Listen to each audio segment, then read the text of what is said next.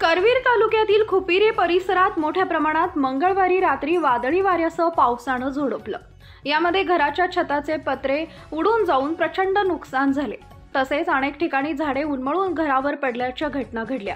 प्रापंचिक साहित्याचं मोठ्या प्रमाणावर नुकसान झालंय।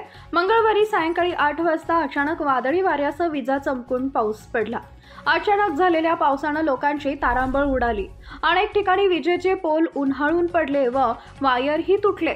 बिरदेव व म्हसोबा यात्रेच्या निमित्तानं आलेल्या पाहुण्यांनाही हा त्रास सहन करावा लागला। जेवणाची काही ठिकाणी नासाडी झाली आहे। सुमारे 18 तासांहून अधिक तास वीज पुरवठा खंडित झाला होता।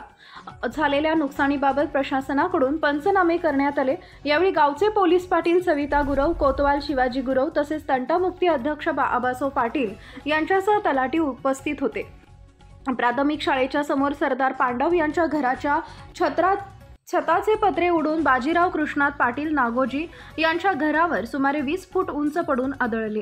त्यामुळे दोघांच्याही घराचं नुकसान झाले। तसेच तानाजी हराणे यांच्या घराचे पत्रे उडून बाबासाहेब पाटील सातवेकर यांच्या छतावर पडून दोघांचंही छताचं मोठ्या प्रमाणावर नुकसान झाले। त्याचबरोबर नाईक वस्तीमध्ये देखील बऱ्याच प्रमाणात नुकसान झाले।